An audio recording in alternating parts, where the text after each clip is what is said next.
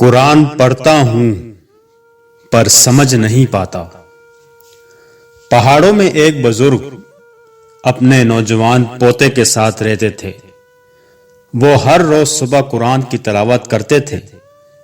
ان کا پوتا ہمیشہ ان جیسا بننے کی کوشش کرتا تھا۔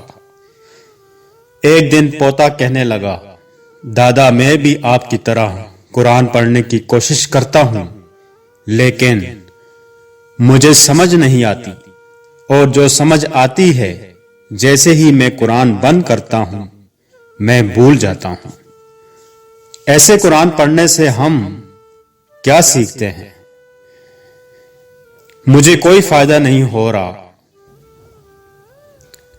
دادا نے خاموشی سے کوئلوں والی ٹوکری میں سے کوئلہ نکال کر انگیٹھی میں ڈالا اور جواب میں ٹوکری پوتے کو دے کر کہا، جا پہاڑ کے نیچے ندی ہے، مجھے پانی کی ایک ٹوکری بھر کر لا دے۔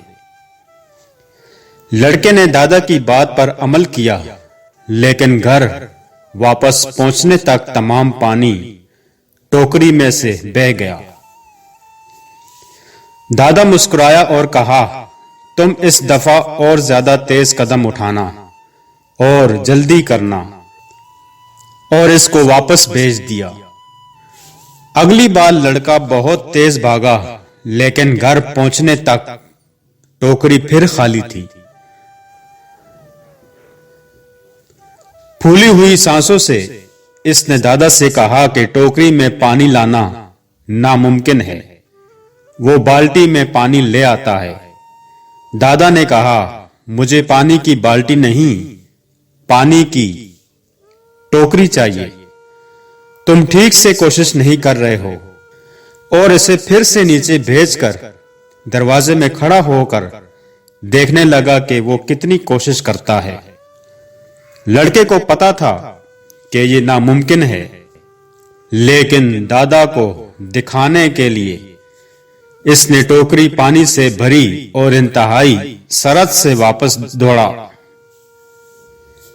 واپس پہنچنے تک ٹوکری میں سے پانی پھر بہہ چکا تھا اور وہ خالی ہو چکی تھی۔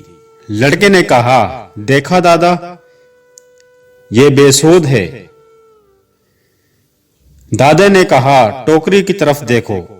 لڑکے نے ٹوکری کی طرف دیکھا اور اسے پہلی بار احساس ہوا کہ ٹوکری پہلے سے مختلف تھی۔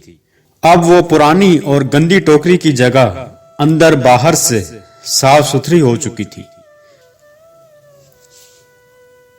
دادا نے کہا، بیٹا، جب ہم قرآن پڑھتے ہیں، چاہے ہم اس کا ایک لفظ بھی سمجھ نہ پا رہے ہوں یا یاد نہ کر پا رہے ہوں، پھر بھی اس کی تلاوت ہمیں اندر اور باہر سے ایسے ہی پاک صاف کر دیتی ہے۔ اسی طرح اللہ تعالی ہماری زندگی بدل دیتا ہے۔